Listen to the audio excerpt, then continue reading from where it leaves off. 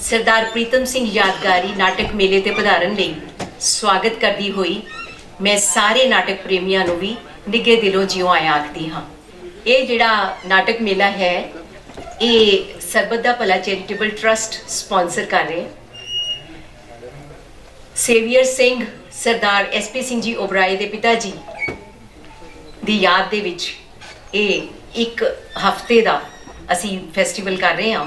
मैं सरदार जस्सा सिंह जी नूं ते मैडम परमिंदरपाल कौर जी नूं कहांगी कि साडे अज दे मेहमानां नूं आपां फुल्लां दे नाल नवाजिए ते सरदार Manjeet Singh ji Narang IAS retired chairman कलाकृति उन्हां नूं भी मैं कहांगी प्लीज़ ज्वाइन करन। सरदार उजागर Singh ji DPRO retired please वो भी ज्वाइन करन। आओ वेखिए नाटक तुम्हें कौन सा रंग पसंद है।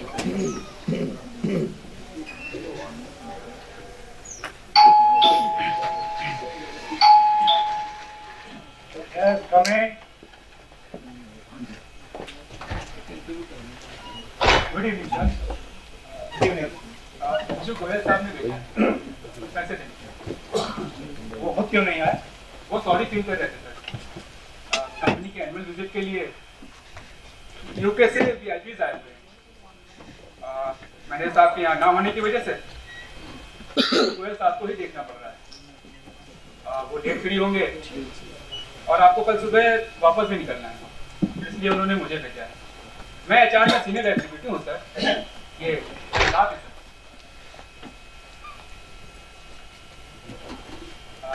आपको होटल में किसी भी चीज़ की ज़रूरत हो तो आप निसंकोच होकर के ऑर्डर कर सकते हैं। स्पेशली मैनेजर साहब को आपके लुक आफ्टर के लिए बोला गया है। ये आपकी टिकट है सर। कल सुबह ठीक 4 बजे गाड़ी होटल के बाहर पहुंच जाएगी, आपको एयरपोर्ट पहुंचाने के लिए। और कुछ? No sir. Yes sir. Sir कल 10 बजे एक महिला आने वाली है। महिला? वो किस लिए? आपके लिए। मेरे लिए? मैं समझा नहीं।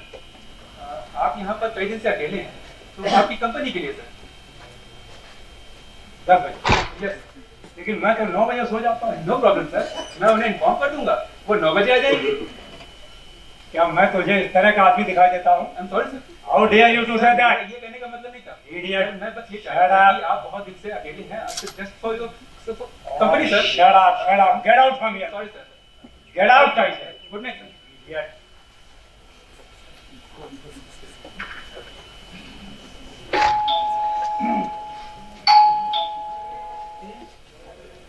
Yes, come in.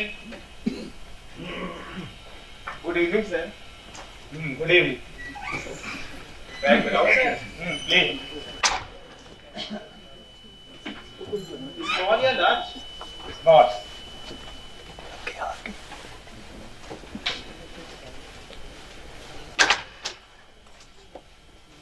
पानी लेंगे या सोडा?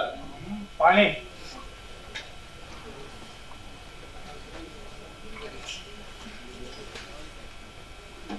आइस डालूं सर? हाँ नहीं।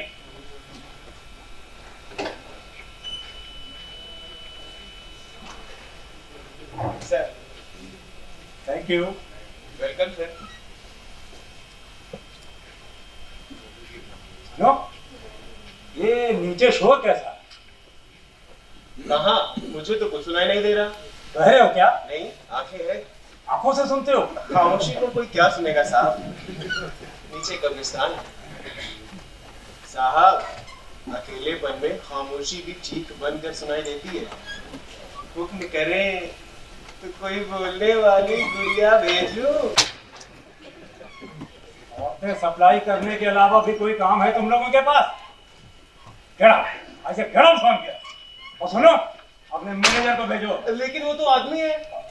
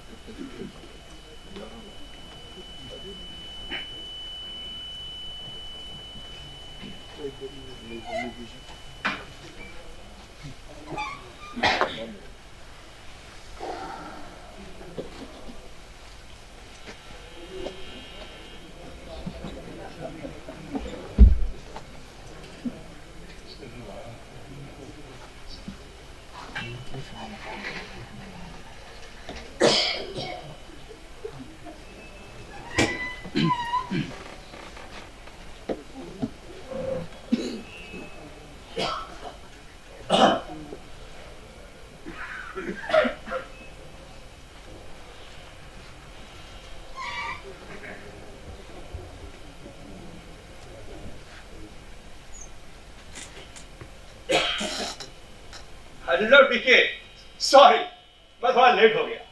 हाँ तो मैं बिल्कुल टाइम पर गया था, लेकिन उस वक्त तुम्हारे कमरे में वेटर था, मैं उसके सामने नहीं आना चाहता था। वो बहुत गिरा हुआ आदमी है। तो जिस औरत के बारे में तुमसे बात कर रहा था ना, वो इसकी अपनी बीवी, बेचारी बीमारी की मालिक बेचारी रात को इस होटल के कमरों में घूमती है और दिन में सरकारी अस्पताल के बरामदे में अपनी तनख्वाह शराब उड़ा देता है और पलता उसकी कमाई पर। लेकिन आप नहीं मालूम डीके, ये धंधा कितना खतरनाक हो गया है। ना जाने क्या क्या बीमारियां लिए फिरती हैं सस्ती किस्म की औरतें इस धंधे में। एक बार उसके अंदर है नहीं कि सैकड़ों बीमारियां निकलकर चिपक जाती है भूतों की तरह तुम्हें। हाँ मैं जानता हूँ, लेकिन आप इतना गंदा शहर, इतना ट्रैफिक, इतनी भीड़, न जाने लोग कहाँ से आते हैं और कहाँ जा रहे हैं। मैं तो चंद मिनटों में पागल हो गया हूँ और ये न जाने सारी जिंदगी गुजार देते हैं इसी शहर में। भाई साहब अब यहाँ कितने दिन रुकने का इरादा है? यार सुबह 6 बजे की पहली फ्लाइट, लेकिन 6 बजे मतलब 8 बजे दिल्ली, दोपहर तक अपने घर, अपने बीवी बच्चों के पास। Good, very good. सॉरी मैंने आपको पहचाना नहीं। काफी समय बाद आईना देखो तो अपना चेहरा भी अजनबी लगता है। आपकी बातों से लगता है जैसे आप मुझे पहले से जानते हैं, लेकिन जहाँ तक मुझे याद है मुझे नहीं लगता मैं पहले कभी आपसे मिला। तुम अपने काम धंधे में इतना उलझे रहते हो कि तुम्हारा मुझ पर कभी ध्यान नहीं गया, वरना मैं तो तुम्हें अक्सर मिलता हूँ। वो तुम्हारी पिछली विजिट पर। ओहो, मेरी पिछली विजिट, आई थिंक आप गोयल साहब के साथ काम करते हैं। गोयल साहब के साथ भी काम करता हूँ कभी कभी। अब समझा क्या? तुम भी वही हो, औरतों के दलाल। वही ऑफर लेकर आया मेरे पास, जो पहले गोयल का एम्प्लॉय लेकर आया, उसके बाद वो बेटा। कितनी बार कह चुका हूँ तुम लोगों से, मुझे कोई औरत नहीं चाहिए। क्या तुम्हें पूरा यकीन है कि इस वक्त में किसी औरत की जरूरत नहीं? मैं कह रहा हूँ, यकीन का क्या मतलब? तो लोग कोई समझती तुम्हारे कमरे में किसी और को तुम्हारे नहीं भेज जाए, तुम इतना गुस्सा क्यों हो रहे? बोल डालो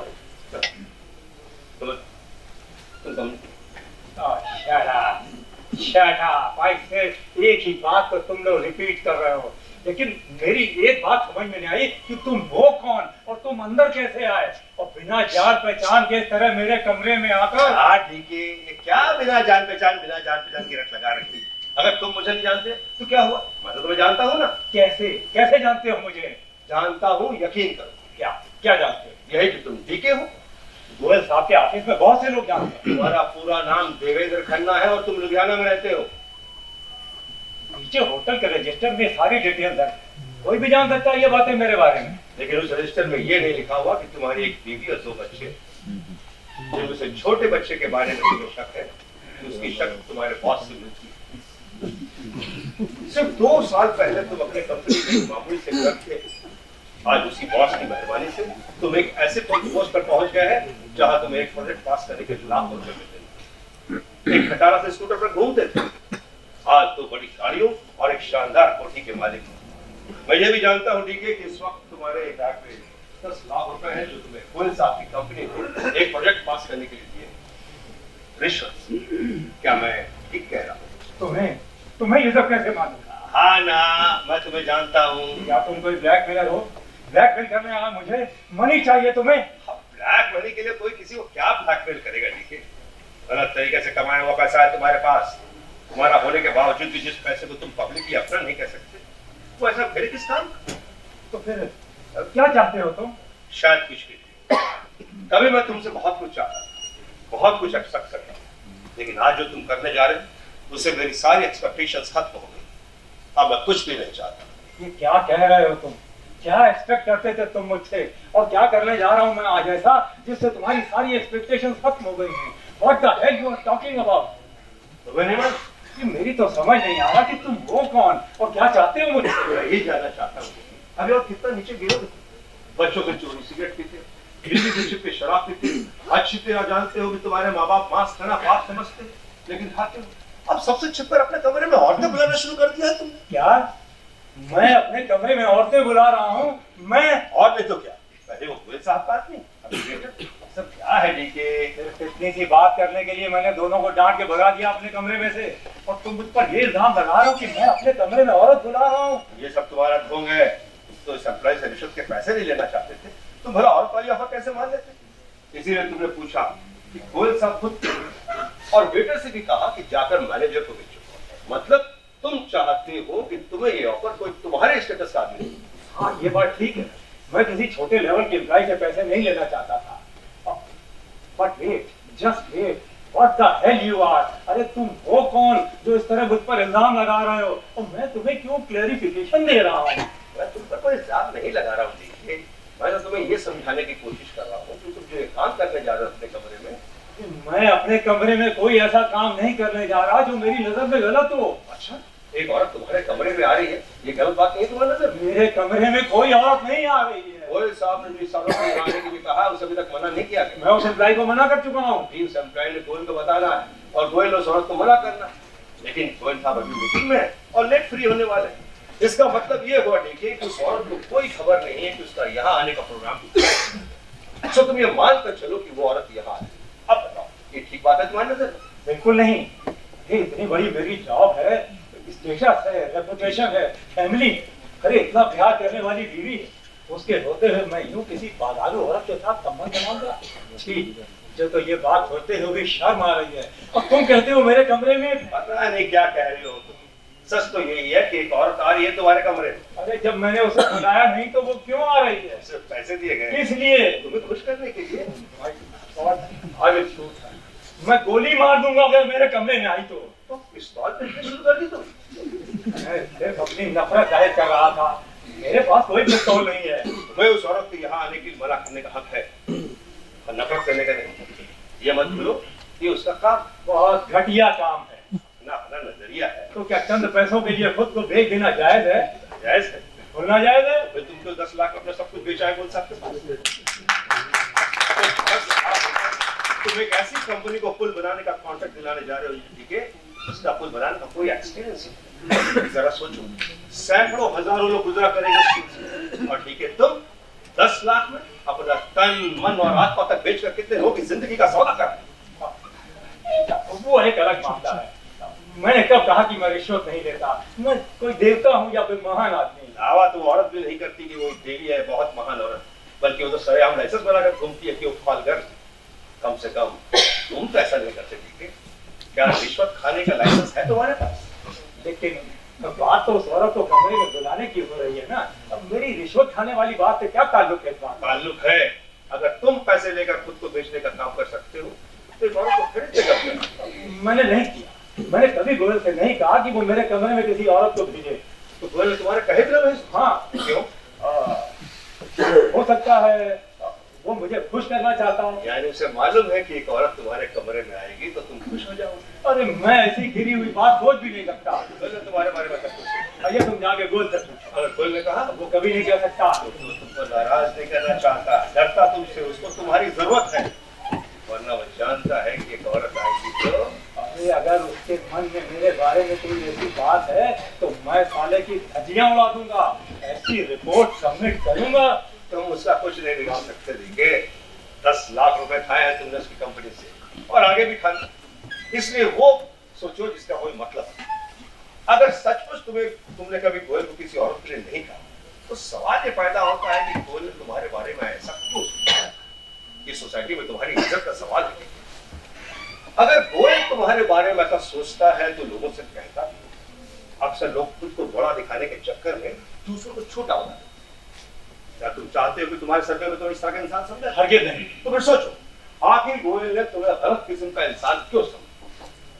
कहीं ऐसा तो नहीं दिखे कि तुमने कभी कोई फरमाइश की? सवाल ही नहीं पैदा होता। अनजाने में कुछ कहा गया हो? मैंने कभी गोयल से फालतू बात नहीं की।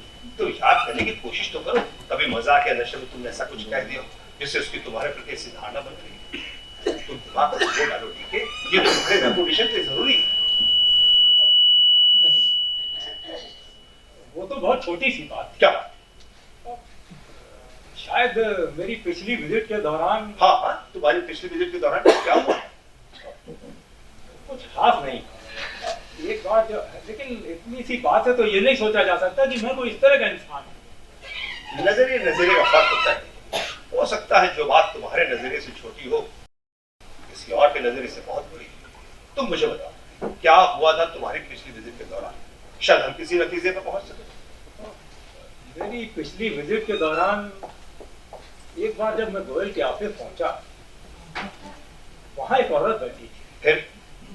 वो शायद गोयल साहब की ऑफिस की कोई एम्प्लॉय थी। गोयल ने उससे मेरी इंट्रोडक्शन करवाई और फिर मुझे अटेंड करने लगा। उस औरत ने उठकर एक्सक्यूज मी कहा, चली गई बस। हाँ, और कुछ नहीं? क्या हो सकता था? ये तो सचमुच बहुत मामूली बात है। इतनी सी बात से तो किसी की नीयत का अंदाजा नहीं लगाया जाता। डीके तो कुछ बात तो नहीं है। देखो डीके, अगर तुम सच में ही जानना चाहते हो कि गोयल ने तुम्हें गलत किस्म का इंसान क्यों समझ लिया, तो मुझे ईमानदारी से सब कुछ बताओ, कुछ भी मत छिपाओ। मैं कुछ भी नहीं छुपा रहा। मतलब ऐसा कुछ हुआ ही नहीं कि सिवा इसके कि वो औरत बहुत खूबसूरत थी। मैं देखता रह गया, फिर देखता रहा कितनी देर। क्या वो औरत सचमुच इतनी सुंदर थी? इतनी सुंदर औरत मैंने कभी नहीं देखी।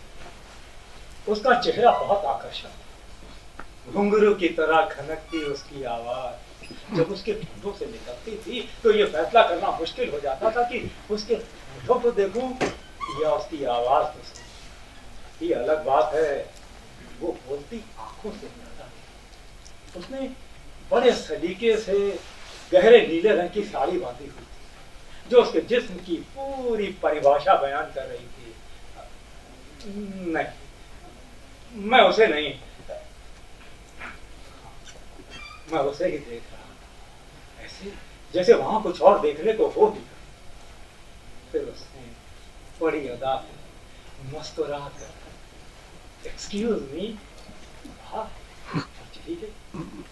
लेकिन दूर तक मेरी नजरें उसका पीछा करती रही।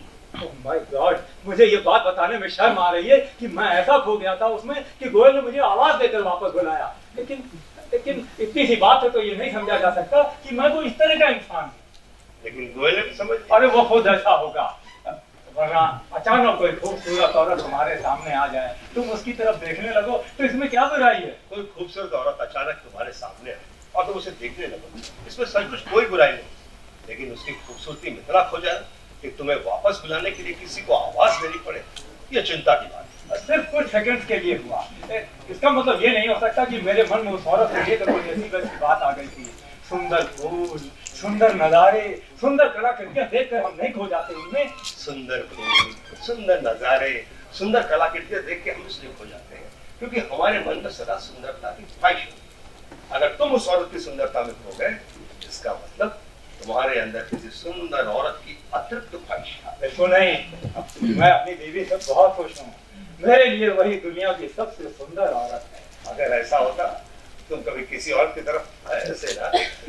ये बहुत छोटी सी बात है, तुम इसे इतनी अहमियत क्यों दे रहे हो? देखो, अचानक एक औरत मेरे सामने आ गई, मैंने उसकी तरफ देखा, वो चली गई, बात खत्म। क्या तुम सचमुच को भूल गए? हाँ। फिर तुमने कभी उसके दिन के बाद नहीं याद किया उसे? बिल्कुल नहीं, मैं पूरे 8 महीनों के बाद आया हूँ इस कंपनी के विजिट पर और पिछले 3-4 दिनों से मैं यहाँ हूँ और मैं कसम खाकर कह सकता हूँ कि पूरे अरसे के दौरान मैंने एक बार भी उसके बारे में नहीं सोचा। हाँ, अगर तुमने मुझे उसकी याद न दिलाई होती तो मुझे शायद याद भी ना आती। तुम्हें ये याद है कि उसकी बहुत खूबसूरत, उसके घुंघरू जैसी आवाज याद है, तुम्हें उसके होठों से निकले शब्द यूं याद है जैसे कल की बात। अभी अभी तुमने अपने शब्दों से उसके जिस्म की पूरी परिभाषा बनाई और तुम कह रहे तुम उसे भूल चुके। अरे अब जरूरी तो नहीं जो तुम्हें भूला ना हो वो तुम्हें याद भी हो। अब तुम याद दिला रहे हो तो मुझे याद आ रहा सब कुछ। शब्दों की आड़ में सच को भी छुपाया जाता है, ये बात मुझे आज पता चली। मैं सच कह रहा हूँ। झूठ कह रहे हो, तुम उस औरत को कभी नहीं भूले डीके, कभी नहीं। वो औरत तुम्हें इतनी ज्यादा याद है कि मुझे शक है कि वो तुम्हारे साथ ही रह रही। बताओ कहाँ छुपा रखा तुमने इसे? बताओ। अरे क्या बकवास कर रहे हो तुम? अच्छा, तुम्हारे बैग में क्या? इस बैग में तुम कौन होते हो पूछने वाले? मेरे रूटीन के कपड़े हैं और कुछ गिफ्ट। किसके लिए? फैमिली के लिए। और किसके लिए? बच्चों के लिए कुछ है और वाइफ के लिए कुछ कपड़े। क्या लेकर जा रहे हो अपनी वाइफ के लिए? 2-3 साड़ियां हैं, 1-2 पंजाबी सूट और एक नाइटी। क्यों, तुम क्यों देखना चाहते हो? साधारण कपड़े हैं, तुम क्यों देखना चाहते हो? देखना चाहता हूँ कैसे कपड़े लेकर जा रहे हो अपनी बीवी को। तो कहा ना साधारण कपड़े हैं, तुम क्यों देखना चाहते हो? अगर कोई खास बात नहीं तो तुम मुझे दिखाने में क्या एतराज है? तुम मेरे पर्सनल मामलों में दखल दे रहे हो। तुम्हारा मुझसे कोई कुछ नहीं छुपा डीके, ना पर्सनल ना पब्लिक। मैं जानता हूँ तुम्हारे बैग में जो कपड़ा है तुमने अपनी बीवी के लिए नहीं, उसी औरत के लिए खरीदे। क्या बकवास कर रहे हो तुम? हाँ ठीक है तुम्हारा, मैंने ये कपड़े समझ गया। तुम कोई साजिश रच रहे हो, मुझे बदनाम करना चाहते हो, ब्लैकमेल करना चाहते हो मुझे। क्या करने लगे हो तुम? वेटर को बुला रहा हूँ ताकि धक्के देकर तुम्हें इस कमरे से, इस होटल से बाहर भेज दे। अगर तुम मुझे भेजकर खुश हो तो मुझे भी तुम जैसे हिपोक्रेट आदमी के साथ रहने में कोई खुशी नहीं। मैं जा रहा हूँ। क्या कहा तुमने मुझे? हिपोक्रेट? हाँ हिपोक्रेट हो तुम, दिखावे के लिए बीवी और मन बहलाने के लिए। अरे मैंने ऐसा कुछ नहीं किया। किसे सफाई दे रहे हो? अपने आप? हाँ अपने आप को ही दे रहे हो, क्योंकि तुम्हें खुद पर शक है। अगर तुम्हें खुद पर भरोसा होता तो मुझसे बातें करते, आंखों में आंखें डालकर युक्त कायरों की तरह मेरे सवालों का जवाब देने से भागते ना। मैं भाग नहीं रहा। तो आ रहे मुझे अपने कमरे से। तो ठीक है, अब मैं तुम्हें कहीं नहीं जाने दूंगा। बैठो यहाँ, बैठो यहाँ और साबित करो कि मैंने ये कपड़े अपनी बीवी के लिए नहीं, उसकी औरत के लिए खरीदे हैं। जो साबित करने क्या करो, अपना बैग तो खोलो, अपने आप साबित हो जाएगा। ठीक है, ये लो, ये लो, ये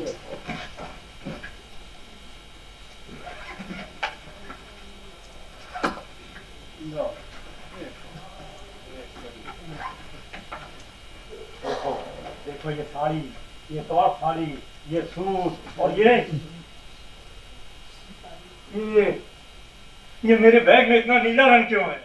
क्या है नीला रंग तुमने अपनी बीवी के लिए खरीदा है? नहीं बिल्कुल नहीं, उसे ये रंग तो बिल्कुल भी पसंद नहीं है। तो फिर किसके लिए खरीदा इतना सारा नीला रंग? मुझे नहीं पता, मुझे सिर्फ इतना पता ये सारे कपड़े मैंने अपनी बीवी के लिए खरीदे हैं, लेकिन ये इतने नीले क्यों हैं मुझे खुद नहीं पता। मुझे पता। उस औरत का नीला रंग तुम्हारे अंदर पड़ गया, बदल गई है तुम्हारे रंग की परिभाषा।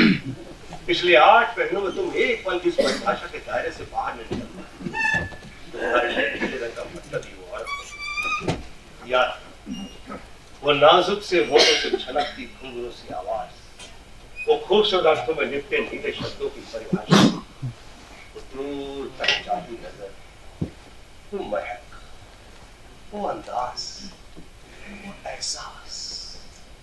हाँ, वो एहसास बार बार उसे महसूस करना, उसे छूने की कोशिश करना, लेकिन टूट जाता है वो एहसास, उंगली की हल्की सी छूने से खो जाता है।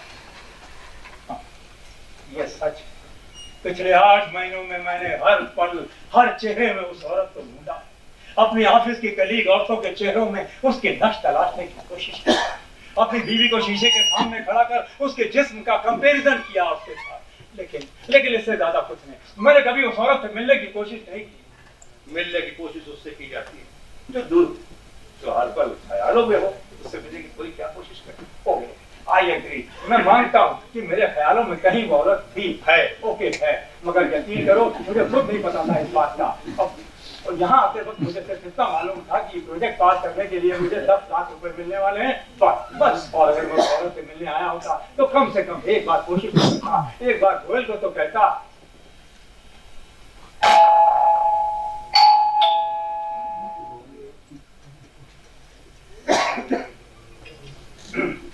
Yes come in. Order sir. कुछ नहीं चाहिए। रोस्टेड लेंगे या फ्राइड? कहा ना कुछ नहीं चाहिए, तुम जाओ यहाँ से। और सुनो, तुमने अपने मैनेजर को क्यों नहीं भेजा? वो भी दफ्तर में नहीं है सर। वो जब भी दफ्तर में हो मुझे उनसे मिलना है। Yes sir. खड़े क्यों? सर कुछ कहना था। क्या?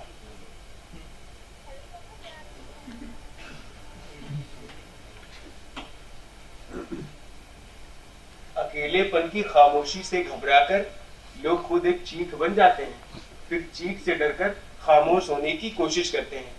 लेकिन आपके कमरे में जो आदमी है ये किसी को खामोश नहीं होने देता। तुम जानते हो इसे? जानता हूँ। कौन है ये?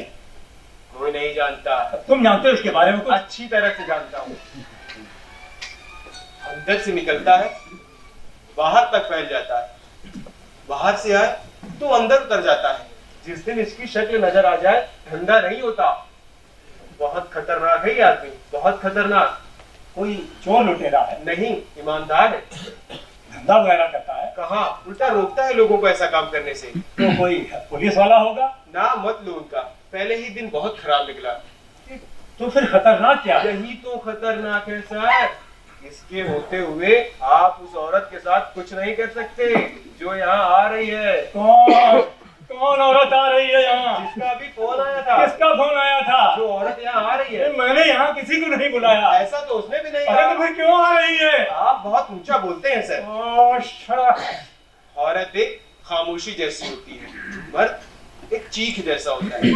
चीखने से खामोशी टूट जाती है। खामोशी टूटने की भी एक चीख होती है, लेकिन वो इतनी खामोश होती है कि अक्सर सुनाई नहीं देती। लेकिन ये आदमी ये खामोशी की भाषा भी समझ लेता है। ये बहुत खतरनाक है, बहुत खतरनाक।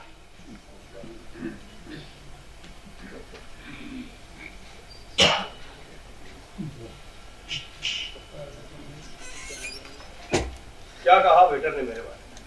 यही बहुत खतरनाक आदमी।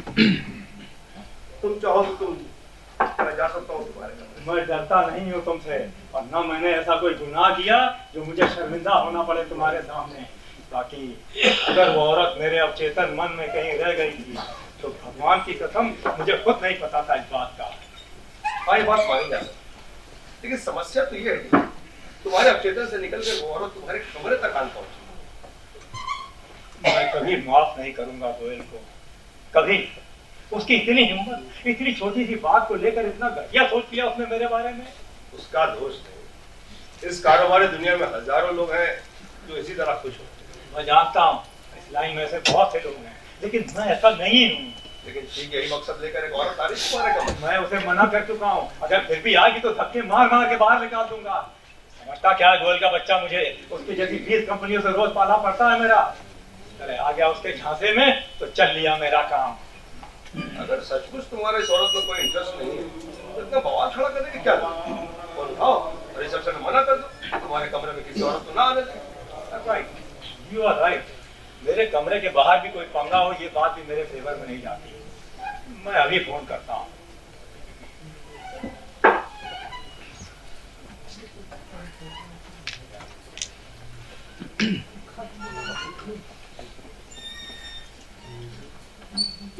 हाँ, हेलो रिसेप्शन। देखो मेरे कमरे में एक औरत आ रही है, 104 नंबर से बोल रहा हूँ। क्या वो आ चुकी है? वो तो नीचे रिसेप्शन पर आ चुकी है। नहीं, उसे बोलो अभी वहीं इंतजार करे। लेकिन तुमने उसे इंतजार करने के लिए कहा। ओह माय गॉड, ये मैंने क्या किया? जैसे ही रिसेप्शन वालों ने मुझे बताया कि वो औरत नीचे आ गई है और ऊपर कमरे में भेज रहे हैं, तो मैंने समझ नहीं आया कि मैं क्या करूं। तो ये तो बहुत गलत हो गया। मेरा ख्याल है टेंशन वाली बात नहीं। तुम अभी रिसेप्शन में फोन करके उस औरत को मना कर सकते हो। एक बार इंतजार करने को कहता है। क्या प्रॉब्लम है? प्रॉब्लम तो कोई नहीं, लेकिन क्या सोचेगी वो औरत मेरे बारे में? जो मर्जी सोचे, तुमने तो उसे बुलाया नहीं। ना तुम उसे जानते हो ना जानना चाहते। तुम ठीक कहते हो। मेरा उससे क्या लेना देना जो मैं ये सोचूं कि वो मेरे बारे में क्या सोचेगी। तुम्हें क्या लगता है वो औरत ऐसे वापस चली जाती?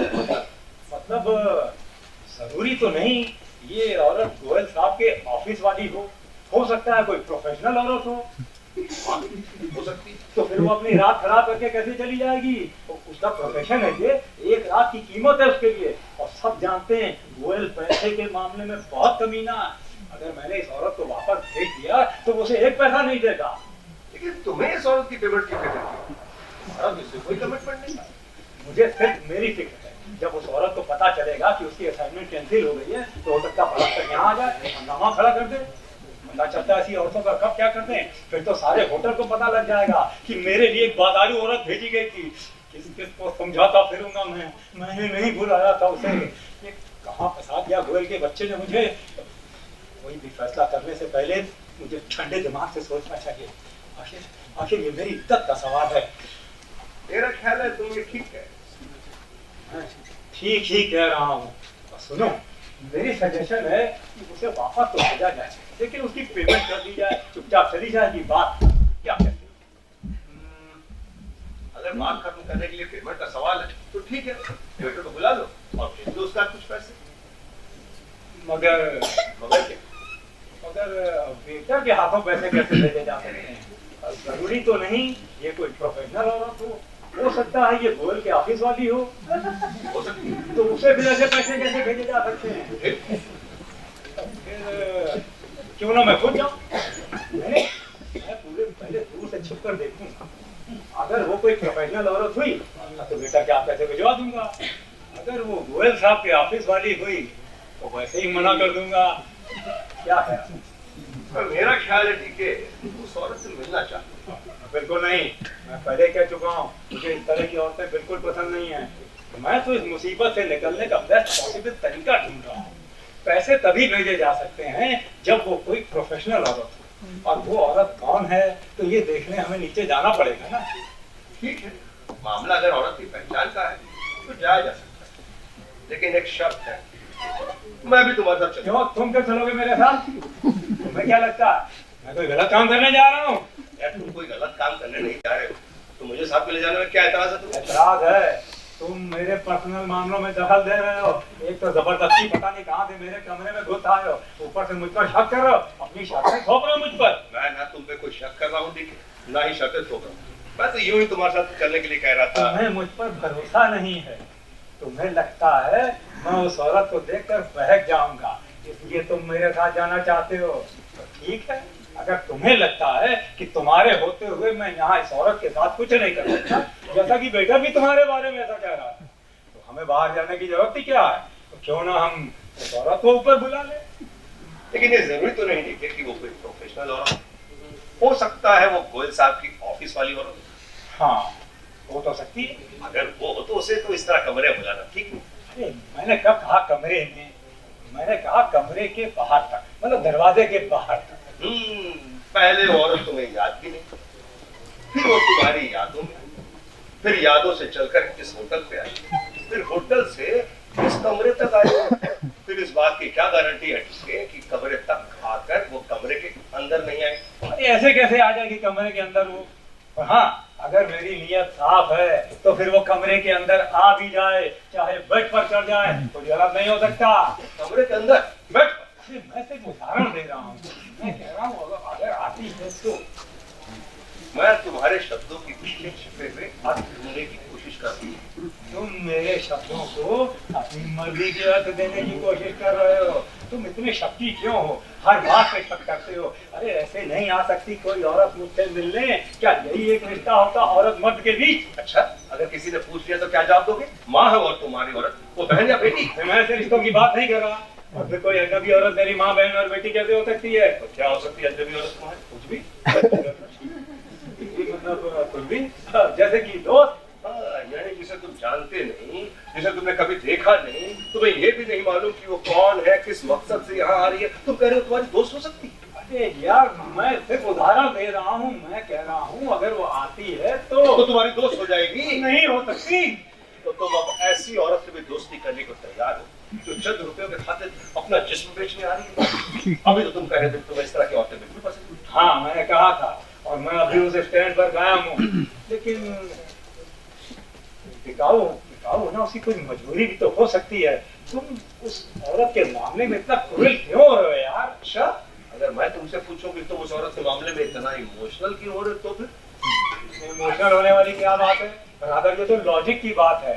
बिकाऊ होना अगर घटियापन की निशानी है तो कौन बिकाऊ नहीं है यहाँ? कौन नहीं बेचता अपने आप को? जिसके पास जो कुछ बेचने लायक है वो बेचता है। कोई मन बेचता है, कोई तन बेचता है, तो कोई शरीर बेचता है। मैं भी तो बेचता हूँ, मैं भी तो बेचता हूँ अपनी ताकत, अपनी हैसियत। उस औरत के पास जितना, लेकिन तुम देखो कितना बड़ा फर्क है।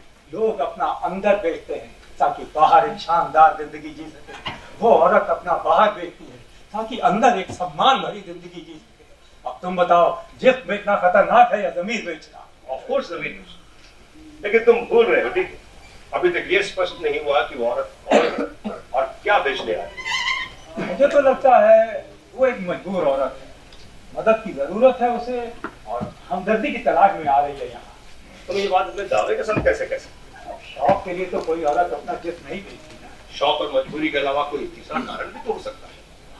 हो सकता है वो औरत मूर्ख हो, अपने जिस्म का मतलब ही नहीं जानती हो। या ये भी हो सकता है कि वो औरत बहुत चालाक हो और अपने जिस्म के एक से ज्यादा मतलब जानती है। मतलब ये देखिए कि जरूरी तो नहीं कि वो कोई प्रोफेशनल हो सकता है, वो गोयल साहब की ऑफिस वाली औरत है और गोयल साहब के कहने पे तुम्हें खुश करने आ रही हो या ताकि तुम खुश होकर प्रोजेक्ट पास कर दो और कंपनी खुश होकर गोयल की प्रमोशन कर दे और गोयल खुश होकर उस औरत को प्रमोट कर दे। इसका मतलब तो ये हुआ डीके कि वो औरत बाकायदा सोच समझकर सिर्फ प्रमोशन हासिल करने के लिए आई है। ऐसी औरत को तो जरूरत नहीं ना तुम्हारी और तुम्हारी हमदर्दी। लेकिन ये भी तो हो सकता है गोयल ने उसे धमकाया, मजबूर किया और यहाँ आने के लिए, वो सिर्फ अपनी नौकरी बचाने के लिए यहाँ आ रही हो। तुम नहीं जानते इन प्राइवेट कंपनीज में क्या क्या कंप्रोमाइज करने पड़ते हैं फीमेल एम्प्लॉइज को। अगर इस बेचारी के साथ भी ऐसा हो रहा है तब तो उसे जरूरत है ना मेरी और मेरी हमदर्दी की। लेकिन सोचने वाली बात तो ये है, कोई औरत सिर्फ अपनी नौकरी बचाने के लिए अपने जिस्म का सौदा क्यों करेगी? मुझे नहीं लगता कि दुनिया में कोई ऐसी औरत भी हो सकती है। क्यों नहीं हो सकती? अब मेरा नहीं ख्याल। सचमुच? हाँ, क्या कभी ऐसा नहीं? कम से कम मेरे ऑफिस में तो कभी नहीं हुआ। सिर्फ 3-4 फीमेल एम्प्लॉयज हैं जो ऑलरेडी काफी ऊंचे रैंक पर काम करती हैं। और मेल एम्प्लॉइज वो सभी तो ऊंचे रैंक पर काम नहीं करते ना। मेल एम्प्लॉयज, मर्दों की भी भला कहीं एक्सप्लॉयटेशन होती है कहीं? मर्दों की ना होती हो शायद, मर्दों की औरतों की तो हो ही सकती। हो सकता है किसी मेल एम्प्लॉय ने प्रमोशन हासिल करने के लिए अपनी औरत को। क्या बकवास कर रहे हो तुम? हाँ ठीक है तुम्हारा, मेरे डिपार्टमेंट में मेरी प्रमोशन सिर्फ मेरे काम की वजह से हुई है। पर अरे कहने से क्या, लोग कहते हैं। भोंकते हैं लोग, मैं लोगों की परवाह नहीं करता, भोंकते हैं वो। मेरे डिपार्टमेंट में मेरी प्रमोशन सिर्फ मेरे काम की वजह से हुई है। तुम्हारी प्रमोशन? लेकिन मैंने तुम्हारी प्रमोशन की बात कर, मैं किस औरत के बारे में बात कर रहा। सब समझता हूँ मैं, तुम मेरी पर्सनल लाइफ पर कमेंट कर रहे हो। ठीक है Shut up, shut up, just shut up. बहुत इल्जाम लगा चुके तुम मुझ पर और मैं चुपचाप सुनता आया हूँ। But it is very sensitive issue for me. Mind it.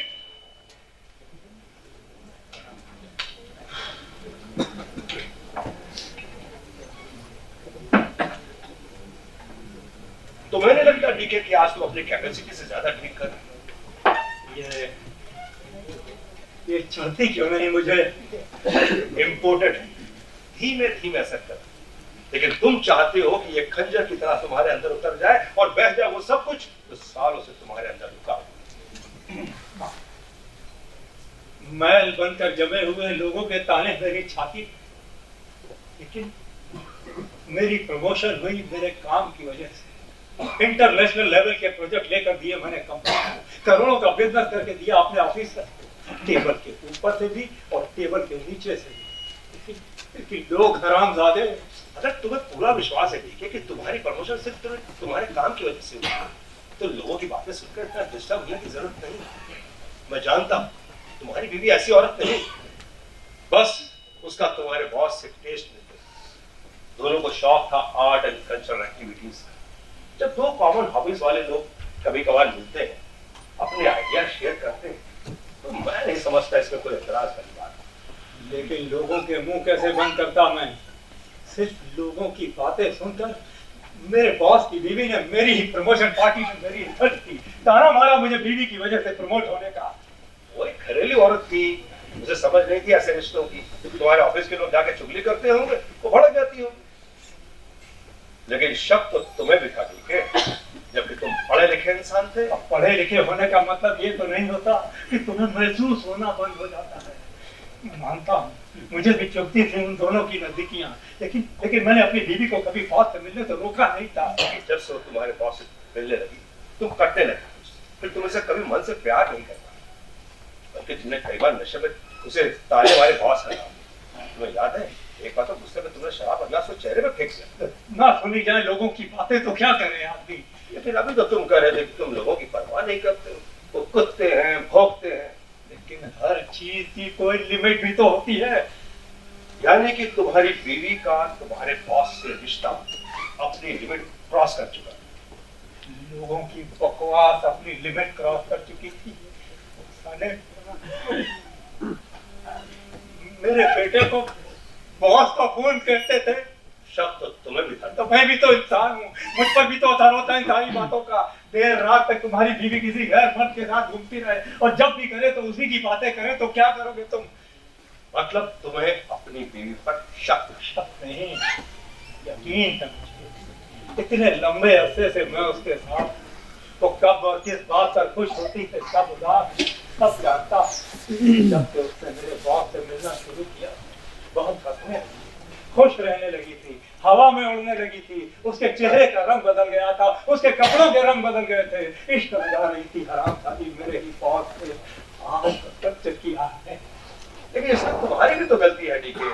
तुमने खुद अपनी बीवी को अपने बॉस से मिलवाया था, ये जानते हुए भी कि वो कैसा लंपट किस्म का आदमी। तुम्हें याद है शर्मा साहब के बेटे की शादी में तुमने पहली बार अपनी बीवी को अपने बॉस से मिलवाया था और पहली मुलाकात में तुम दोनों अकेले छोड़कर बाहर आ गए। मुझे एक अर्जेंट कॉल करनी थी, तब पहले से अंदर डीजे का बहुत शोर था। और क्या तुम्हें शक है मैंने जानबूझकर ऐसा किया?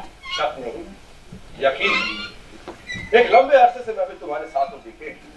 तुम कब और किस बात पे खुश होते, किस बात को उदास, सब जानता हूँ। जब से तुम्हारी बीवी ने तुम्हारे बॉस से मिलना शुरू किया था, तुम बहुत खुश रहने लगे, हंसने लगे, हवा में उड़ने लगे। तुम्हारे चेहरे का रंग बदल गया, तुम्हारे कपड़े का रंग बदल गए, क्योंकि तुम्हारे डिपार्टमेंट में तुम्हारी सीट बदल, तुम्हारी सीट ऊंची हो गई, इतनी ज्यादा ऊंची कि सारा स्टाफ तुम्हारे आगे बौना लग रहा है। आर्ट एंड कल्चर की आड़ में तुम्हारी बीवी तुम्हारे बॉस से इश्क करा रही थी और तुम बीवी के आड़ में नोट कमा रहे। क्या बकवास कर रहे हो तुम?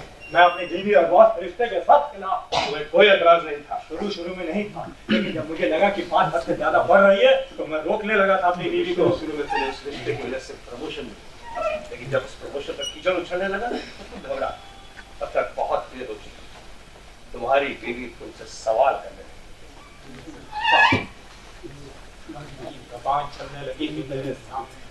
वुमेन एम्पावरमेंट पर लेक्चर देने लगी थी मुझे, मेरे काम को क्रिटिसाइज करने लगी थी। वो नहीं, उसके अंदर मेरा बॉस बोलने लगा था। एक दिन तो बात करती खा। हाँ तो तुमने किसी उसके चेहरे पर थप्पड़ मारा? तो क्यों मारा था मैंने उसके चेहरे पर थप्पड़? उसने मुझसे मेरी पसंद का रंग छीन लिया।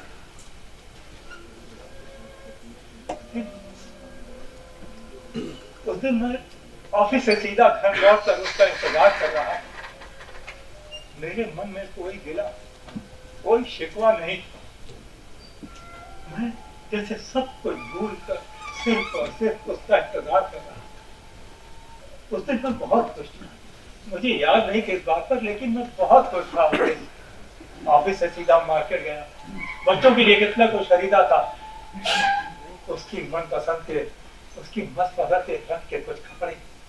उसे नीला रंग कभी पसंद नहीं था, उसे तो सीधा सादा सफेद रंग पसंद था। मैं अक्सर उसकी पसंद का मजाक उड़ाता। सफेद भी भला कोई रंग है, उसकी तो अपनी कोई पहचान ही नहीं। लेकिन वो कहती ये मोहब्बत का रंग, मोहब्बत करने वालों की भी कहाँ कोई पहचान होती। वो तो ढल जाता अपने प्रेमी के रंग में। वो देर से घर आई, मैंने कोई गिला नहीं। वो भी बहुत खुश थी, वो भी शॉपिंग करके आई। बच्चों के लिए खाने पीने का सामान, रोजमर्रा की चीजें, मेरे लिए एक शर्ट और अपने लिए नीले रंग की एक साड़ी। उस दिन तुम्हें उसके नीले रंग की कोई खुशी नहीं? हाँ, क्योंकि उस दिन मेरी शर्ट और नीले रंग की साड़ी के साथ एक और कमीज भी आई थी घर में, सफेद रंग की सूती कमीज। पूछने पर उसने बताया कि वो शर्ट मेरे बॉस के लिए। अगले दिन मेरे बॉस का बर्थडे था और वो शर्ट उसने उसे गिफ्ट कर दी। उसने मेरे सामने शर्ट की पैकिंग खोली, उसे ध्यान से चेक किया और गिफ्ट रैपर में लपेटने लगी। अचानक उसकी नजर किसी बटन पर पड़ी, शायद वो ठीक से नहीं लगा हुआ था। उसने सुई धागा लिया और घर में मेरा वजूद भूलकर बटन टाकने बैठ गई।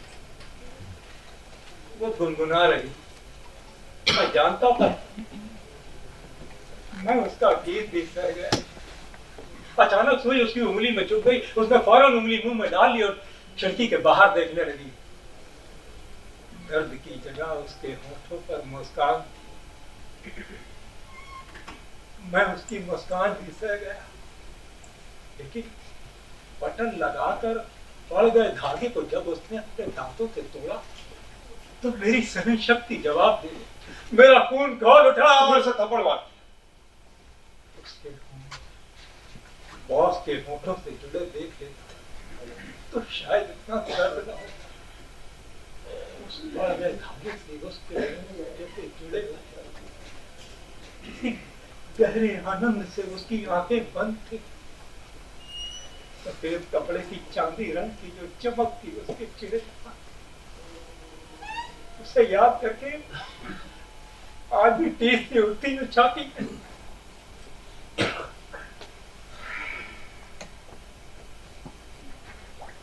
सो तुम्हें लगता है किसी और का नीला रंग अपनाकर तुम्हारी बीवी ने तुम्हें धोखा दिया, और अब तुम किसी और का नीला रंग अपनाकर बदला लेना चाहते हो अपनी बीवी से? नहीं, इतना तो मैंने नहीं सोचा, लेकिन तुम्हें नहीं लगता कि मुझे भी ऐसा करने का हक है? नहीं। क्यों नहीं? अगर वो कर सकती है तो मैं क्यों नहीं? ये तो तुम्हें शक है डीके कि तुम्हारी बीवी ने तुम्हें धोखा दिया। ये भी तो हो सकता है कि तुम्हारी बीवी का तुम्हारे बॉस से कोई गलत संबंध ना हो, लोग खामखा बकवास कर तुम्हारी बीवी निर्दोष हो। जरा सोचो कितनी केयर करती हो तुम्हारे बच्चों की। तुम्हारी छोटी सुईजन कितना बड़ा इशू बन जाता है। तुम्हारी छोटी सी सुईजन कितनी सहती है। जब तुम पिछली बार बीमार पड़े तो सारी रात जागकर बर्फ की पटिया रखती रही तुम्हारे माथे, तुम्हारे दफ्तर तक के काम को अपना बना लेती रही। तुम्हें लगता है कि वैसी होगी? नहीं, वो बहुत करती है मेरे लिए, लेकिन इतना तो सभी के लिए करती है। फुकरी है, फुकरी। तारीफ की भूखी। कोई जरा सी तारीफ कर दे उसकी तो उसके लिए जान तक देने को तैयार हो जाती है। एक दिन मेरा बॉस ऑफिस में तबीयत खराब हो गई उसकी। मैं उसे लेकर अस्पताल गया और ये बात मैं इसे बता बैठा। अभी बॉस की अपनी बीवी अस्पताल नहीं पहुंची थी, ये उससे पहले उसके लिए खिचड़ी बना के पहुंच गई वहां। ये भी तो हो सकता है वो उससे भी तुम्हारे ऑफिस का काम समझती है। वो तुम्हारे बॉस से जो भी रिश्ता रख रही हो वो तुम्हारे लिए, तुम्हारी प्रमोशन के लिए, तुम्हारी खुशी के लिए रख रही है। लेकिन मैंने उसे ऐसा करने के लिए कभी नहीं कहा। जब तुम उसे खुद उकसा रहे थे बॉस के नजदीक जाने के लिए तो शायद उसने ये मतलब निकाल लिया। तो मैंने बॉस से इश्क लड़ाने के लिए तो नहीं कहा था ना। इश्क? मुझे नहीं लगता ठीक है कि तुम्हारे पास कोई ऐसा सबूत है जिससे तुम ये कह सको कि तुम्हारी बीवी का तुम्हारे बॉस से इश्क चल रहा। मुझे तो लगता है कि सिर्फ तुम्हें इश्क करता, इतना ज्यादा तुम्हारे लिए कुछ नहीं करता। इतना ज्यादा कि मेरी खुशी के लिए किसी गैर मर्द के साथ अनैतिक संबंध भी बना सकती है। मान लो अगर ऐसा हुआ हो कि तुम्हारी बीवी तुम्हें इतनी मोहब्बत करती है कि तुम्हारे नैतिक अनैतिक सारे सवालों को पीछे छोड़कर तुम्हारी प्रमोशन के लिए इस हद तक चली गई हो तो वो गलत औरत नहीं। फिर तो तुमको उससे बदला नहीं लेना। फिर तो तुम्हें इस औरत के साथ संबंध बनाने का कोई हक नहीं है ठीक है, जो तुम्हारे कमरे में आए। मैं ठीक कह रहा हूँ ना? ठीक। और अगर इस तरह तुम किसी गैर औरत के साथ संबंध बनाओगे तो तुम्हारी बीवी के साथ धोखा होगा।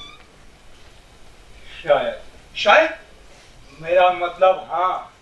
तुम ये बात में शब्दों की कीलें क्यों ठोकने लगते हो दिमाग में?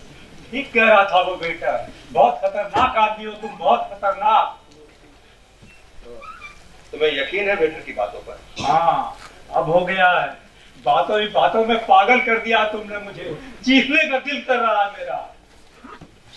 ठीक कहना था बेटा, अकेलेपन में खामोशी भी चीख बनकर सुनाई देती। मैं नहीं दिखे, ये तुम्हारा अकेलापन खतरनाक है। शायद एक लंबे अरसे बाद तुम आज इस तरह से अकेले। हाँ, इतना अकेला मैंने कभी महसूस नहीं किया। तुम चाहते हो तुम्हारे साथ कोई? मेरा सर दर्द कर रहा है। कोई हो जो तुम्हारे माथे पे घुंघरू सा सर, तुम्हारे अंदर फैली सालों की बेतरतीबी को कोई शक्ल दे, पी जाए तुम्हारे अंदर सुलगती हुई ईर्ष्या की आग, अपने होठों से छुपा ले तुम्हारे अकेलेपन को अपने नीले जिस्म की परिभाषा। मेरा सर दर्द कर रहा है, मैं सोना चाहता हूँ। तुम अपनी बकवास बंद करो और दफा हो जाओ यहाँ से।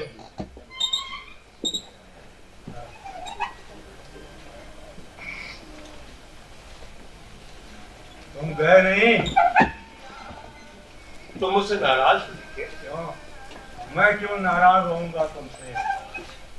तुम फिर इस तरह मुझे अपने कमरे से निकाल क्यों? मैं सोना चाहता हूँ। मैं भी खाना खाना है। मुझे भूख नहीं है। नीचे रिसेप्शन में एक औरत तुम्हारा इंतजार कर रही है। मुझे कुछ नहीं चाहिए, तुम जाओ यहाँ से। तुम मुझसे छुटकारा पाना चाहते हो? मैं सोना चाहता हूँ। या कुछ ऐसा करना चाहते हो जो तुम मेरे होते हुए नहीं कर सकते? खबरदार, खबरदार, अगर अब तुमने मुझ पर कोई इल्जाम लगाया, मैं डरता नहीं हूँ तुमसे।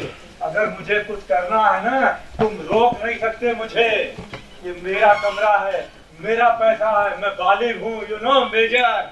अगर मुझे कुछ करना है ना, तो मैं तुम्हारे होते हुए भी कर सकता हूँ, समझे?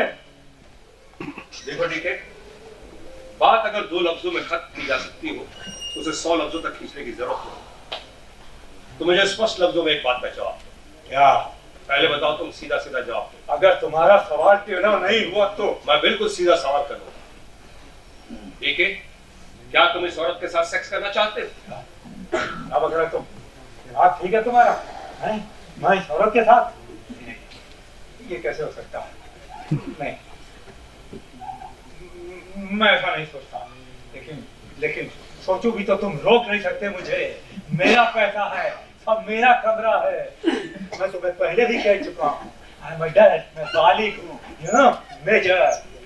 यानी कि कोई बालिग मेजर, उसके पास एक कमरा हो और खर्च करने के लिए पैसे हो तो कुछ भी कर सकता। क्यों नहीं कर सकता? अगर उसे जरूरत हो तो क्यों नहीं कर सकता? तो तुम ये स्वीकार करते हो कि तुम्हें एक औरत की जरूरत है? अरे मैं सिर्फ उदाहरण कह दे रहा हूँ यार, कि अगर उसे जरूरत हो तो उसे पूरा करने के लिए बाकायदा सोशल सिस्टम है। आदमी की उसी जरूरतों को ध्यान में रखते हुए हमारे पूर्वजों ने शादी की रीत बनाई। यही एक ऐसी परंपरा है जो मनुष्य और जानवरों में फर्क पैदा करती है। देखो तो कितना शानदार सिस्टम। हर एक आदमी का विवाह होता है और उसकी ऐसी जरूरतों के लिए उसकी एक बीवी होती है। मान लो आदमी को अपनी बीवी अच्छी न लगती हो तो फिर? ये तो उसे शादी से पहले देखना चाहिए कि उसकी होने वाली बीवी उसे अच्छी लगती है नहीं। मान लो बीवी शादी के बाद अच्छी न, तो आदमी उसे बेवफा हो जाए, तो आदमी उसे तलाक दे दे, तो उसकी शादी कर। लेकिन मैं उसे तलाक कैसे दे सकता हूँ? वो मेरे 2 बच्चों की माँ है। मेरा मतलब इतनी छोटी सी बात पर तलाक कैसे दिया जा सकता है? बहुत कमीने हुडी के, बहुत कमीने। तुम इस औरत को भी नहीं छोड़ना चाहते, तुम उस औरत को भी नहीं छोड़ना चाहते। तुम चाहते हो कि एक औरत तुम्हारे घर में तुम्हारे लिए रोटियां बनाए, तुम्हारे बच्चों को खिलाए, तुम्हारे कमीज के बटन लगाए, और दूसरी होटल में तुम्हारे कमीज के बटन भी तोड़। सच में तुम बहुत कमीने हुडी के, बहुत कमीने। Mind your language. इस तरह बात नहीं कर सकते तुम मुझसे। और मैंने कभी नहीं चाहा मेरी जिंदगी में 2 औरतें। मैं नहीं चाहता मेरी जिंदगी में एक कोई औरत, सिर्फ मेरी, पूरे मन से, पूरे तन से, सिर्फ मेरी, जिसे तुम मेरी बीवी कहते हो। मुझे कभी लगता ही नहीं कि वो मेरी है। उसके तन मन से बहुत की बदबू आती है, नफरत है मुझे उससे। मैं उसके साथ हूँ क्योंकि ये मजबूरी है। उसके बिना नहीं रह सकते बच्चे, और मैं बच्चों के बिना दिल पर पत्थर रखकर छोड़ भी दूं तो बच्चों को बर्बाद कर देगी उनकी ये जिंदगी। मैं उसके साथ ये मजबूरी, वरना ना वो मेरी बीवी है न मैं उसका पति। एक छत के नीचे रहते हुए भी अजनबी हैं हम दोनों एक दूसरे के लिए। फिर भी वो तुम्हारा साथ तो देती है जब भी तुम चाहते हो। तुम शराबी होते हो, तुम्हारे मुंह से बदबू आ रही होती है, लेकिन वो मना नहीं करता। अगर प्यार नहीं तो क्यों जाते हो उसके पास? क्या करूं, मैं भी इंसान हूँ, जरूरत महसूस होती है, नहीं रहा जाता तो चला जाता हूँ उसके पास। अब तुम किसी औरत के साथ होते हो तो जरूरी तो नहीं उस औरत के साथ तुम्हारा कोई रिश्ता भी है। मोहब्बत ही ना हो दिल में तो व्हाट इज सेक्स? मेरे लिए कोई खुशी, कोई सेटिस्फेक्शन नहीं मिलती इस सर्कस से। रिश्ता तो तुम्हारा इस औरत के साथ भी कुछ नहीं है, ठीक है? मोहब्बत तो तुम इस औरत को भी नहीं करते। अगर सर्कस करके तुम्हें उस औरत के साथ कोई सेटिस्फेक्शन नहीं मिली, इस औरत से भी नहीं मिली, किसी से नहीं मिली। तो इसका मतलब तो मेरे लिए दोनों औरतें एक बराबर, ना मैं उसे मोहब्बत करता हूँ ना इससे, ना उससे मेरा कोई रिश्ता है ना इससे। तो फिर ये तन का भी रिश्ता या दोनों के साथ ठीक है या दोनों के साथ मिला, तो फिर मैं चाहे उसके साथ हूँ चाहे इससे, कोई फर्क नहीं है। मेरा ख्याल है तुम ये उदाहरण दे रहे हो। हाँ, मैं उदाहरण ही दे रहा हूँ। बात अगर एक छोटी सी जरूरत को पूरा करने की है तो क्या फर्क पड़ता है घर से पूरी होती है या बाहर से? फर्क पड़ता है। अगर इसी तरह हर एक आदमी अपनी उस छोटी सी जरूरत को पूरा करने के लिए घरों से होटलों की तरफ भागने लगा तो फिर घरों का क्या बनेगा? घरों को छोड़कर जो समाज बना है उस समाज का क्या बनेगा? घर जिस समाज का हिस्सा है, ये औरतें भी तो उसी समाज का हिस्सा है। नहीं, मैं वकालत नहीं कर रहा ऐसी औरतों की, मगर सच्चाई यही है कि इस तरह की औरतें हर तरह के समाज में रही, चाहे गणिकाएं बनकर रही, चाहे दासियां बनकर रही, चाहे बेश्याएं बनकर रही, लेकिन रही क्यों? मर्दों की इसी छोटी सी जरूरत को पूरा करने की थी। आज भी खुद सरकार लाइसेंस बनाकर देती है। अब शराब पीना भी तो बुरी बात है, शराब ठेकों पर मिलती है, मैं जाता हूँ, लेता हूँ, पीता हूँ, कोई मना नहीं करता, मेरी बीवी भी नहीं। और अगर वही सरकार ठेके पर मुझे औरत सप्लाई कर रही है और मैं उसे ले लूं तो क्या एतराज है तुम्हें? नहीं, तुम इस तरह घूर कर मत देखो मेरी तरफ, मैं सिर्फ उदाहरण दे रहा हूँ। मैं कह रहा हूँ अगर कल को तुम्हारी बीवी भी कहीं और जाना चाहे तो? बात मत करो उसकी, उसी की वजह से तो मुझे सब हरकत करनी पड़ रही है। वाह ठीक है, वाह। तुम चाहते हो कि तुम ये गलत काम भी करो और तुम पर कोई इल्जाम, तुम्हारी बीवी पर आए, सरकार पर आए, पूरे समाज पर आए, पर तुम पर कोई इल्जाम नहीं। अगर तुम्हें इस औरत के साथ सोना ही है, सो जाओ, कम से कम अपनी बीवी को बहाना तो ना बनाओ। अरे कितना साथ दिया उसने जिंदगी में तुम्हारा।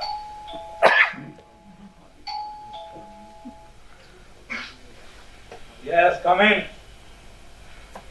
साहब, नीचे एक औरत आपका इंतजार कर रही है, वो पूछ रही है मैं आऊं या जाऊं?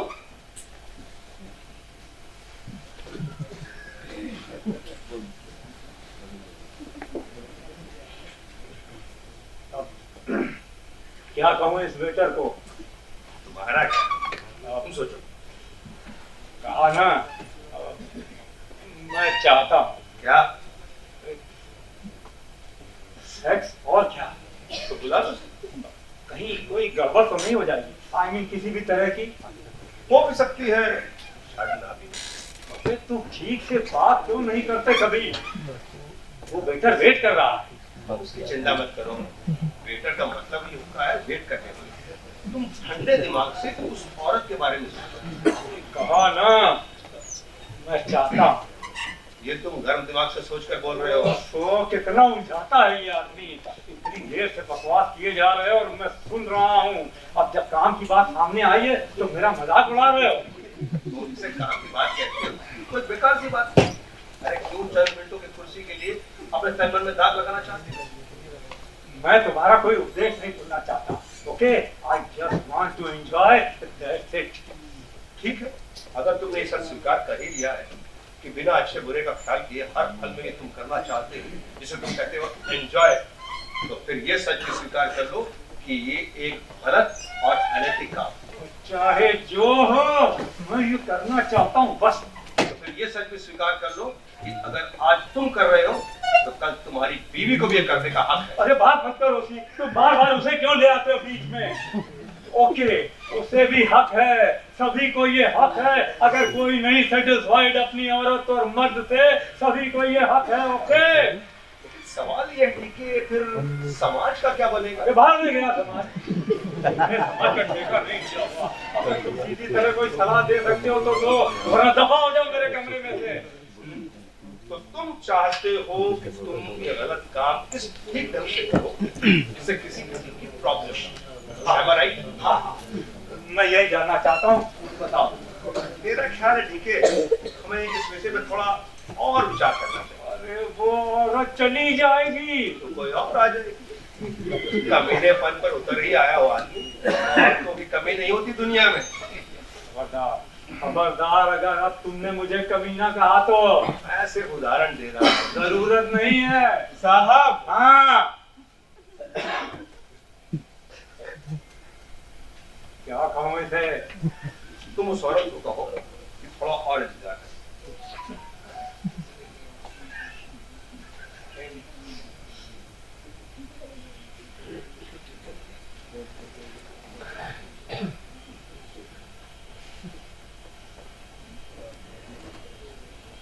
उसे बोलो भी थोड़ा और इंतजार करे।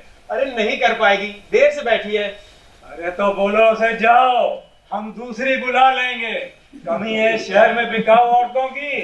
10 लाख रुपए है मेरे पास, 10 लाख। चाहूं तो पूरे शहर की बिकाऊ औरतों को बुला लूं यहाँ। साहब, जब तक ये आदमी यहाँ पर है, यहाँ कोई औरत नहीं आ सकती। My God. Good night sir, good night.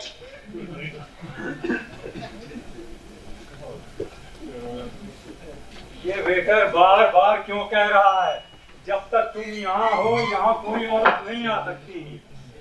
क्योंकि उसे मालूम है कि मैं इस किस्म के संबंधों को पसंद नहीं करता। अरे तुम पसंद नहीं करते, ये तुम्हारा नजरिया है। मुझे मजबूर नहीं कर सकते तुम अपनी पसंद के हिसाब से कुछ करने ना करने के लिए। मैं कभी किसी को मजबूर नहीं करता, मैं सिर्फ लोगों को सलाह देता हूँ। मानना ना मानना उनकी मर्जी हो। मैं तुम्हें भी सिर्फ सलाह दे रहा हूँ कि तुम जो एक काम कर रहे नहीं चाहिए तुम्हारी सलाह। हो, नहीं तुम अगर नहीं करते तो कुछ नहीं बोलूंगा। हाँ चुप रहो तुम, जब शराब दिमाग खराब करके रख दिया है। बेटर बार बार कह रहा है जब तक तुम यहाँ हो यहाँ कोई औरत नहीं आ सकती। अरे मैं तुमसे सवाल करता हूँ, क्या पहली बार हो रहा है दुनिया में ऐसे कि कोई एक औरत मर्द की जरूरत पूरा करने के लिए आ रही है? ये सारी नैतिकता का भार मुझ पर ही क्यों डाल रहे हो?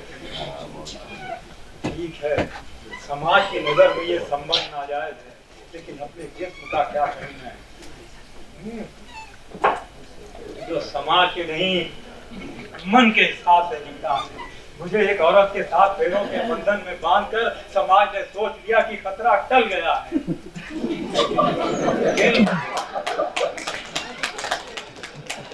भूल गया समाज, पैरों का बंधन सिर्फ जिस्मों के लिए बंधन है। मन पैरों के बंधन में नहीं बंधता, तो भटकता है जिस्मों के जंगल में, टटोलता है हर वृक्ष की टहनी टहनी पत्ते पत्ते अपनी नंगी नजरों की खुरदुरी चुम्बन। कौन दावा कर सकता है यहाँ कि उसका मन भी उसी के साथ विवाहित है जिसके साथ उसका तन है? कौन दावा कर सकता है यहाँ कि उसका मन भी उसी जिस्म के साथ होता है जिसके साथ उसका तन? तन के पर्दे के पीछे मन किसके साथ होता है? कोई नहीं जानता। तुम कहते हो कि लोग बिना शादी अगर संबंध बनाने लगे तो जानवर और आदमी में क्या फर्क रह जाएगा? मैं पूछता हूँ, क्यों ना आदमी जानवर ही बन जाए, जानवर और बेटर। तुम देखो, उनमें शादी नहीं होती लेकिन वो कभी व्यभिचार नहीं करते, कभी कुकर्म नहीं करते, कभी किसी जानवर को चारे की खातिर अपना जिस्म नहीं बेचना पड़ता। अगर तुम इस दुनिया को अनैतिक होने से बचा लेना चाहते हो तो कहो लोगों से वो जानवर बन जाएं, और कोई तरीका नहीं है इस दुनिया के नैतिक होने का।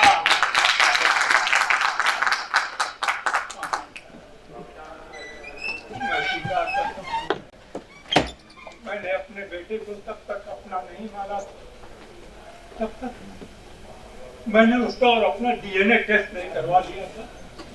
वो संबंध जैसे तुम रिश्ता कहते हो चमड़ी के 1 सेंटीमीटर नीचे नहीं होता, चीखती रह जाती है आत्मा, हाय मोहब्बत, हाय मोहब्बत। कहाँ है मोहब्बत? कौन करता है किसी? है क्या मोहब्बत? कोई अर्थ नहीं है इसका। मैं नहीं, मेरी ख्वाहिश, मेरी जरूरत नहीं। तुम्हारे समाज का दिया लाइसेंस अनैतिक है। A permit to fuck someone legally and socially. कोई खुशी, कोई सेटिस्फेक्शन नहीं दे सकता। ये बेकार का बहाना है। बोलो बोलो, क्या वैल्यू है ऐसे आदमी, ऐसे ऐसे बहाने की इंसान की आत्मा के लिए? बोलो। तुमने मुझे बोलने से मना किया। मैं तुम्हें बोलने की इजाजत देता हूँ। बोलो और बताओ मुझे, क्या क्या हक है ऐसे बहानों का? क्या फायदा है ऐसे बहानों का? तुम्हें इस औरत के साथ सेक्स करना है। क्यों फिजूल के सवालों के पत्थर मार रहे हो इन सोए लोगों?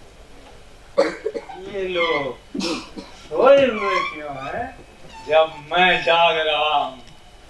क्योंकि तुम्हें किसी का इंतजार है, इन्हें नहीं। इन्हें भी है, but they are not daring like me। मगर इन्हें भी इंतजार है, हर एक को है, एक के बाद एक और का। जिंदगी में कोई आए ना आए, ख्यालों में हर पल आता है, मन और आत्मा पर बहानों का बोझ उठाता है। But I can't carry this boy now। उतार दूंगा सारे बहानों का बोझ। 10 लाख रुपए है मेरे पास, 10 लाख।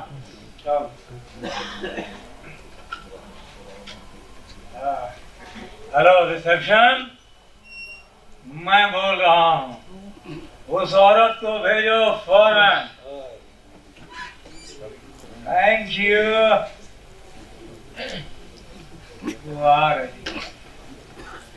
आ रही हो। पता नहीं कब से जिसका इंतजार कर रहा हूँ। She is coming। इस कमरे को नीले रंग में रंग देने के लिए वो आएगी। अपनी आवाज के घुंघरू खनकाए, मुस्कुराकर आंखों से कहेगी, Excuse me। Oh my God! What a romantic evening! What a thrill! Waiter! Change the light color, please. Please, change the light color, please. I hate white. I love blue. Oh my God, I love blue. Yes, blue. Oh my God, what a thrill. नीले रंग में लिपटी और नीला रंग भूख का, जो हर इंसान को शायद लगती है। बहुत खूबसूरत, very nice. Thank you so much. मन की गहराइयों को छू जाने वाला टॉपिक, और इतनी खूबसूरती से आपने निभाया इसको यहाँ। अबे सेठी जी अजनबी ਦੇ रूप से बचा बेटा साढ़े सौरभ रवि कल मेरे नाल जुड़िया। ਕੰਬੀਨੇਸ਼ਨ ਦਾ ਵੀ ਗੜਬੜ ਸੀ। ਖੈਰ ਅਸੀਂ ਬਹੁਤ ਸ਼ੁਕਰਗੁਜ਼ਾਰ ਹਾਂ। ਲੇਕਿਨ ਇੱਕ ਮੈਂ ਨਾਂ ਹੋਰ ਲੈਣਾ ਚਾਹਨਾ। ਅਸੀਂ ਲੋਕਾਂ ਦੀ ਪੁਆਇੰਟ ਦੀ ਟੀਮ ਆਣੀ ਸੀ, 4 ਬੰਦੇ ਆਏ ਆ ਤੇ ਇੱਕ ਬੰਦਾ ਸਾਡੇ ਕਾਨਪੁਰ ਤੋਂ ਹੋਰ ਆਇਆ, ਲੇਕਿਨ ਉਹ ਹੈ ਪਟਿਆਲੇ ਦੇ। ਚੋਕਾ ਸਿੰਘ ਜੀ, ਅਸੀਂ ਬਹੁਤ ਤੁਹਾਡੇ ਆਭਾਰੀ ਹੈਗੇ ਆ। ਲਾਈਟ ਤੇ ਉਹੀ ਕੰਮ ਕਰ ਰਹੇ ਸਨ। ਕੱਲ ਸ਼ਾਮੀ ਉਹਨਾਂ ਨਾਲ ਗੱਲ ਹੋਈ ਤੇ ਦੁਪਹਿਰੀ ਮੇਰੇ ਕੋਲ ਪਹਿਲੇ ਇੱਥੇ ਆਏ ਹੋਏ ਸਨ ਤੇ ਅਸੀਂ ਗੁਰਦੁਆਰੇ ਚਲੇ ਗਏ ਸਾਂ ਤੇ ਥੋੜਾ ਟਾਈਮ ਲੱਗ ਗਿਆ। तो पहले बैठे हुए सन की करना है, किमें लाइट करनी है, ताक मेरे तो ज़्यादा काम ए कर रहे हैं। तो बहुत बहुत शुक्रिया तारा सर, बहुत बहुत मेहरबानी, बहुत बहुत थैंक यू। कोहली साहब प्रवीण जी ਨੂੰ ऑनर करते हुए बहुत सारियां ताड़ियां मारो बच्चे। ये तुसी किवें जवान जहान होके कच्छा हत्थ दे के खड़े हो, मारो ताड़ियां जोर दी। यस, वो पता किन्नी दूर तो आए ने, कानपुर तो आए ने, ठंड पैंदी है रस्ते च। सारे ग्रुप के आर्टिस्ट ਨੂੰ ਅਸੀਂ ऑनर करना चाहांगी।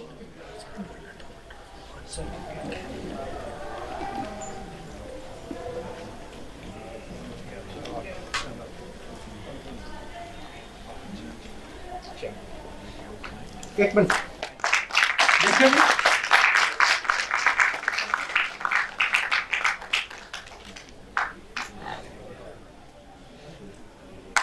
इधर देखिए जी। बहुत ही खूबसूरत बच्चे। Stage, I want to have a picture with you of course.